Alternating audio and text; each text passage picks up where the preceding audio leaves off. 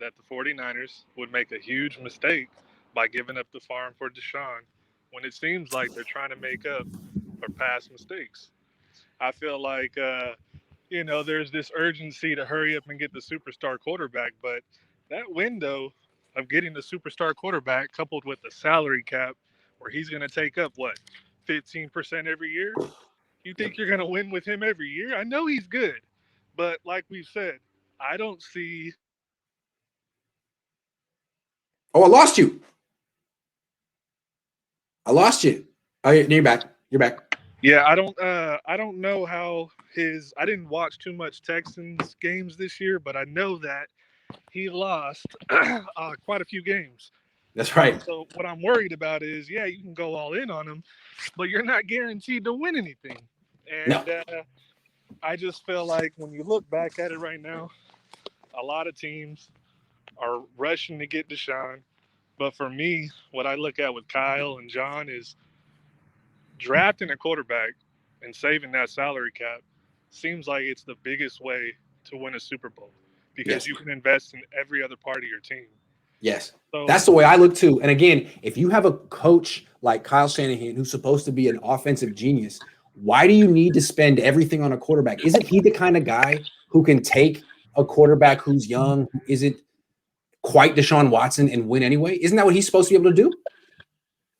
They're that's paying what him it for. seems like he. That's what it seems like, and I feel like if you look at what his record is, and I feel like that's kind of the problem though, is when he looks real disgruntled and upset when he talks about Jimmy, it's because he knows, like, shit, I haven't won without Jimmy.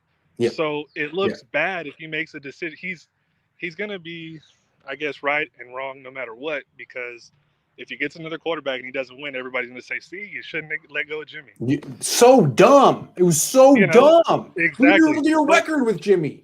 exactly. But anybody Yeah. who watches Jimmy, and if you're a 49ers fan and you take the bias away, the problem I have with Jimmy are two things. Yeah, when he's healthy, he's good, but he's never healthy. No. And number two, somebody who was in that system since the end of 2017 should know the system inside and out. Oh, yeah. How do you still look lost in 2020? I'll tell you how he still looks lost.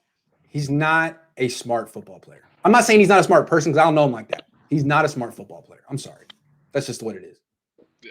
He's not. So for me, looking at it, I know I heard you talking to Rich the other day, and something that you guys brought up that I think is very underrated with quarterbacks is guys who played baseball in the past.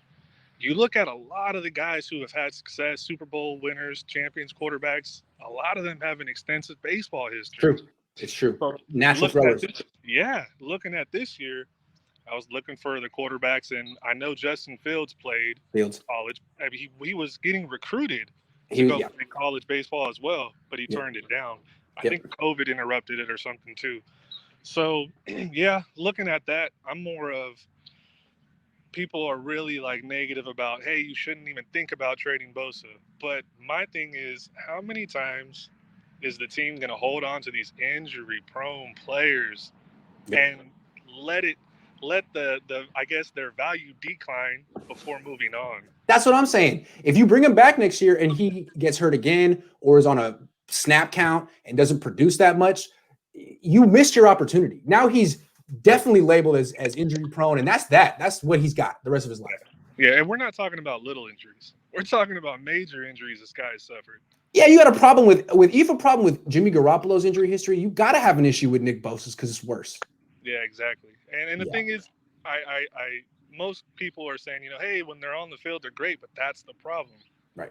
That's the And problem. every this year, like, well, the Niners, they just had a lot of injuries. It's not their fault. Well, at a certain point, you got to stop blaming bad luck and start to take some responsibility. What can you do to minimize these injuries? You Maybe mean have like less injury-prone players.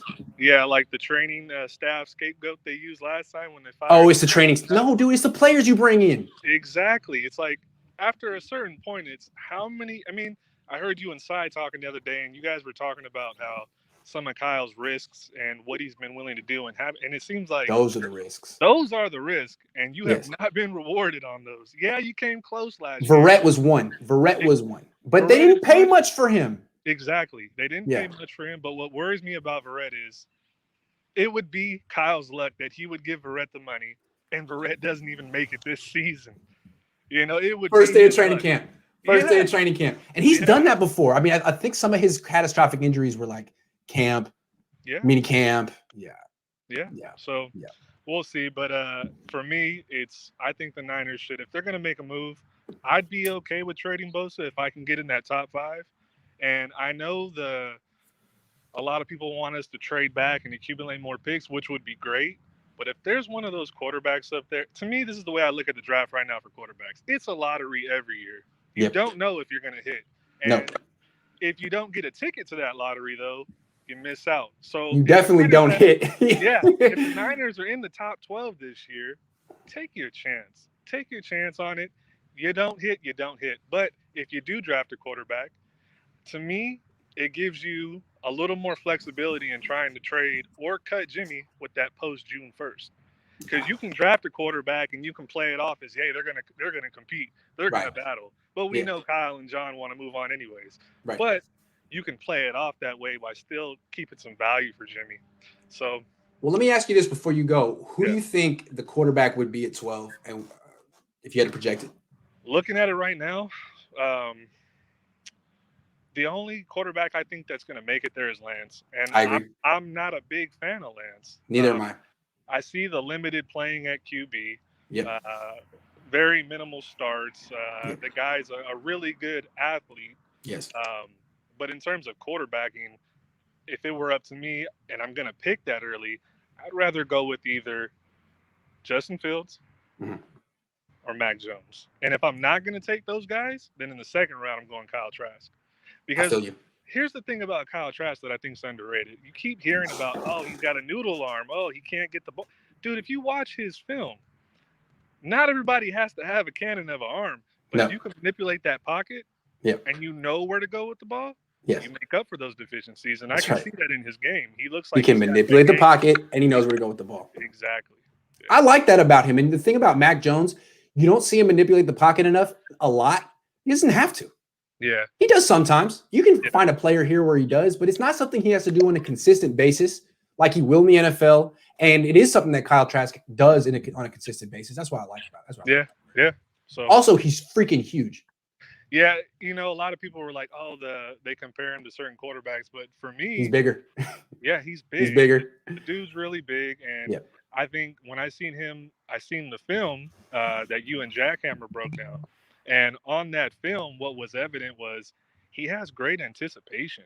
He does. He puts the ball. His receivers are not slowing down for the ball, No, they're not. and that's even on the deep ball. So That's right. that's what I found impressive from a guy who doesn't have a cannon. At least he knows where to put the ball and where it needs to be. He's not particularly mobile. He doesn't have a cannon. He has great playmakers, but everything that he can do well, he does well. Yeah, exactly. So, hey, strong call, man. Thanks, man. You got to call back in again. All right, man. Thanks. All right, Ray. Have a good one, man.